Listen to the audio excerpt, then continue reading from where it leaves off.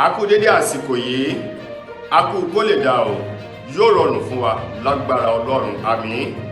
Ìròyìn fẹ́lifẹ́li ló ń dé sí ojú amóhùnmáwòrán yín láti ìkànnì ayélujára Feli-feli TV lónìí tí í ṣe ọjọ́ ìṣẹ́gun ọjọ́ 27 nínú oṣù kẹfà ọdún 2023. Fúnmi Adénúgà ni oníròyìn. Síwájú kí ẹ tó gbọ́ ìròyìn ọ̀hún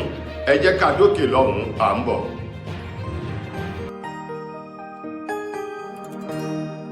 Ìròyìn Feli-feli TV àjààbálẹ̀ làwọn ìròyìn ti wà máa wò lóòrèkóòrè.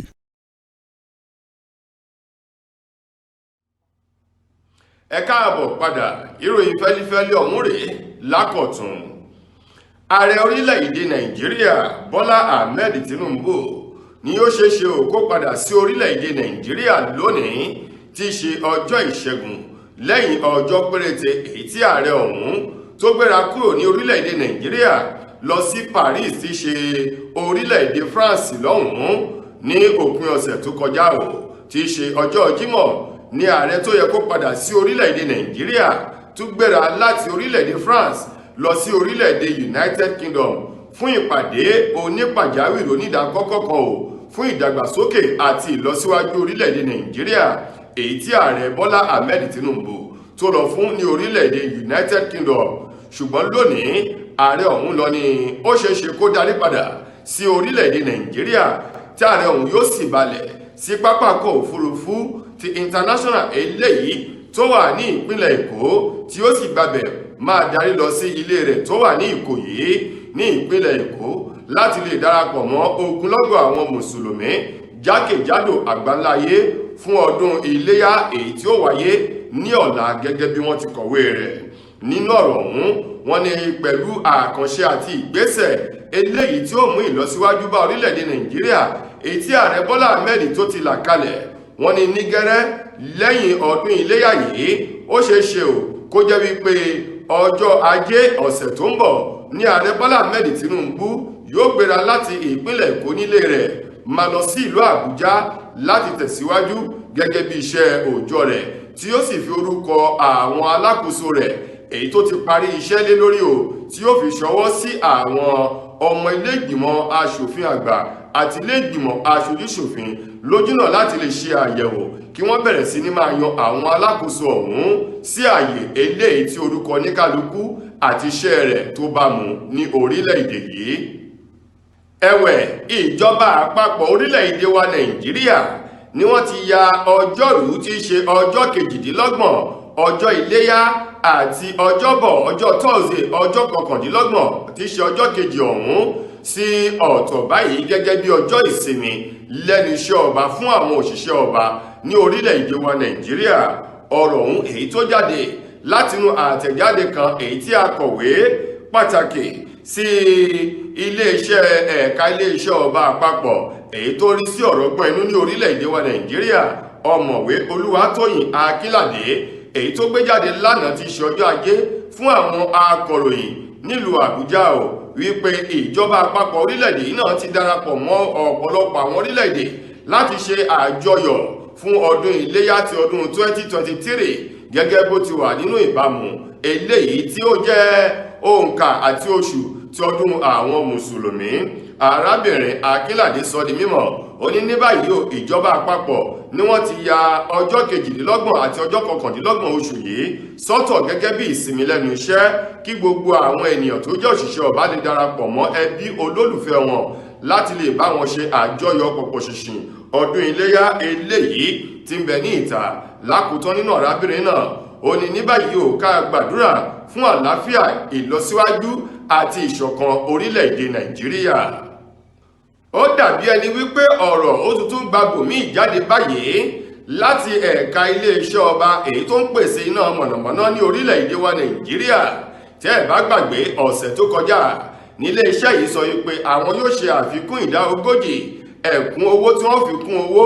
èyí tí àwọn tí wọ́n ń lo iná ọba ní orílẹ̀-èdè yóò máa san bẹ̀rẹ̀ láti ọjọ́ kìíní nínú oṣù keje ọdún tá a wà yìí. Ṣùgbọ́n báyìí ẹ̀ka iléeṣẹ́ ọba èyí tó ń pín iná ọ̀hún sọ wípé ó ṣeéṣe kí àwọn sì dá ọwọ́ dúró náà lójúnà látàrí wípé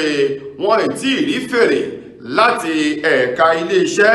eléyìí tó ń ṣe ìṣàkóso bí wọ́n ṣe ń pín iná ọ̀hún lọ sí àwọn ẹkùn àti ẹlẹ́ka òjẹ̀ka tó fi mọ́ àwọn ilé-iṣẹ́ aládàáni èyí tó ń gba iná náà píntà fún àwọn oníbàárà tó ń lò ó. eyín Nigerian Electricity Regulatory Commission NERC èyí tí wọ́n ní wọ́n dúró de àṣẹ látọwọ́ àjọ yìí lórí ìgbésẹ̀ náà bóyá wọ́n tẹ̀síwájú àbí wọn yóò dáwọ́ dúró. tẹ́ ẹ̀ bá sì gbàgbé àjọ NLC, TUC àti CSOs àwọn mẹ́tẹ̀ẹ̀ta wọ̀nyí ni wọ́n ti kẹ̀yìn tí wọ́n sì lòdì sófin náà àti ìgbésẹ̀ ọ̀hún èyí tí wọ́n ní wọn yóò fi kún owó ọ̀hún wípé ìnira ńlá ní kíní ọ̀hún yóò mú bá àwọn ọmọ orílẹ̀-èdè Nàìjíríà. ní báyìí Power Distribution Company PDC ni wọ́n dúró de àwọn NERC báyìí fún ìtẹ̀síwájú. ọwọ́ àwọn àjọ èyí tó ń gbógun ti ìwà ìbàjẹ́, ṣíṣowó ìlú kúmọkùmọ àti ìwà ọ̀daràn míì EFCC ẹkùn ti Ìbàdàn èyí tí ìpínlẹ̀ Èkìtì ti ń bẹ lábẹ́ rẹ̀ dẹ̀ o nínú ọ̀sẹ̀ tó kọjá yìí ni wọ́n rọ́wọ́ tó àwọn ọmọ tí wọ́n ń fi ayélujára ṣègbájú rẹ̀ tí wọ́n fi ń gba ọpẹ́ tí wọ́n sì fi ń ṣe gbájú rẹ̀ fún àwọn ènìyàn tá a mọ̀ sí yahoo. ọwọ́ wọn tó wọn báyìí èyí tó dín díẹ̀ 47 àwọn afurasí ọ̀hún tí ọwọ́ tó gẹ́gẹ́ bí ọ̀rọ̀ ọ̀hún ti jáde láti ẹnu alukoro fún àjọ EFCC Wilson Owújàrẹ́ sọ di mímọ̀ wípé àwọn ènìyàn ọ̀hún lọ́wọ́ tó ní agbègbè Ìkẹ́rẹ́ ní Àdó Èkìtì ní ti ṣolúlu ìpínlẹ̀ Èkìtì ní orílẹ̀-èdè yìí. àwọn afurasí ọ̀hún èyí tí wọ́n fi orúkọ wọn léde díẹ̀ rèé nínú wọn: Adéyẹmí Adéníran, Àjàyí Dámiláre, Jẹ́gẹ́dẹ́ Victor, Oyètúndí Wọlé, Ayọ̀mídé Àjàyí, Ajéwọlé Káyọ̀dé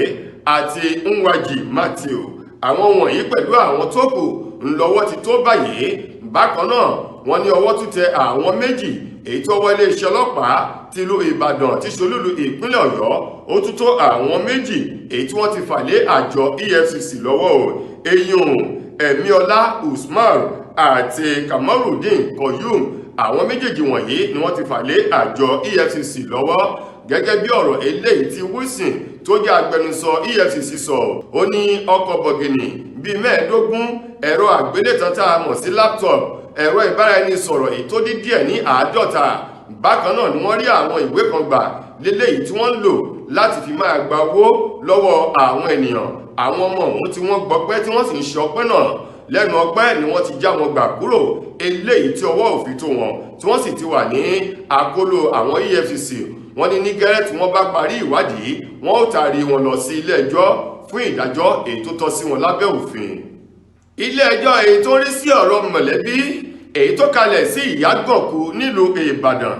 tí ó ṣe lúlù ìpínlẹ̀ Ọ̀yọ́ lánàá ti ṣe ọjọ́ ajé o ni wọ́n ti dá ẹjọ́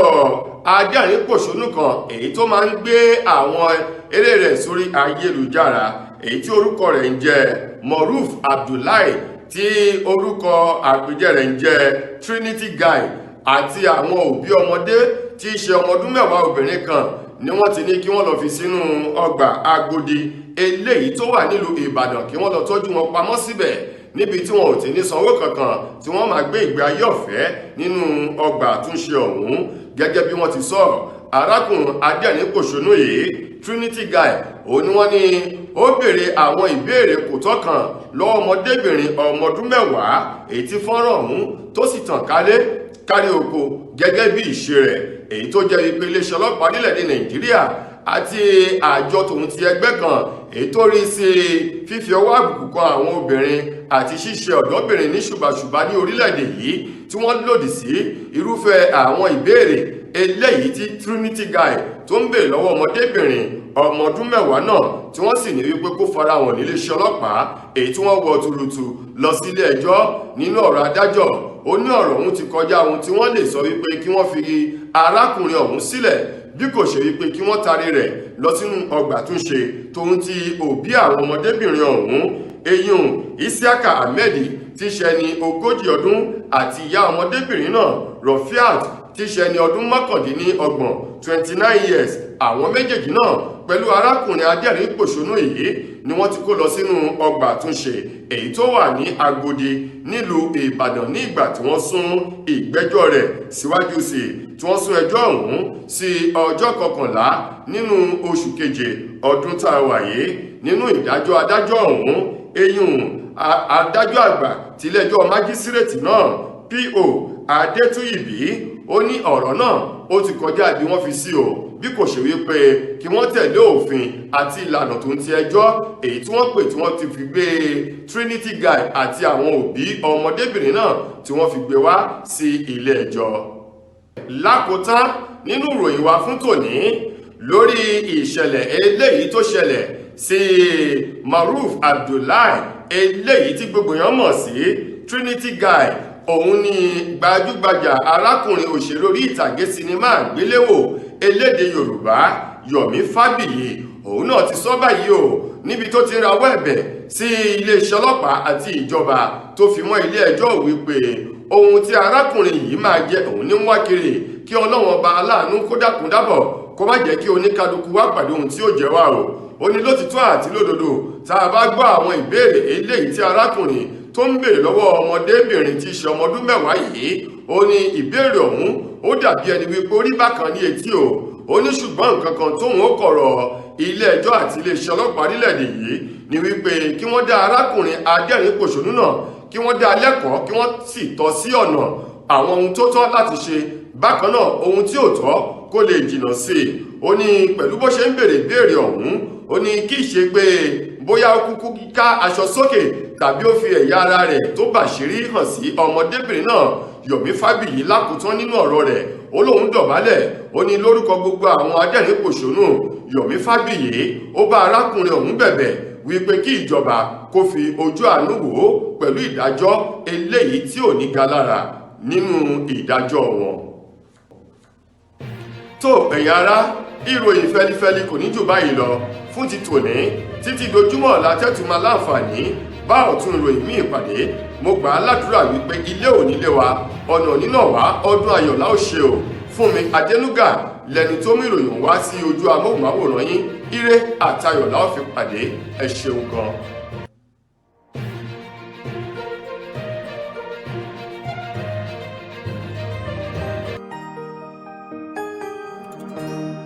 Ìròyìn Feli-feli TV àjààbálẹ̀ làwọn ìròyìn ti wà. Máa wò lóòrèkóòrè.